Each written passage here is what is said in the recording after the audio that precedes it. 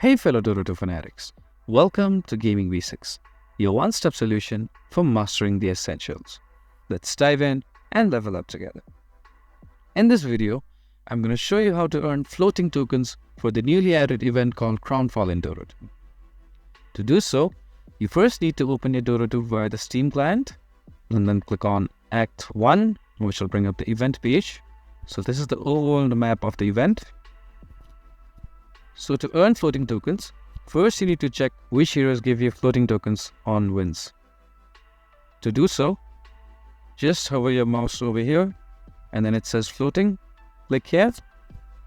So here are all the heroes that will give you floating tokens. If you win with any of these heroes on the right, you'll earn 1 floating token. And if you win with Death Prophet, you'll earn 2 floating tokens at the same time. If you found this video helpful, please give us a thumbs up.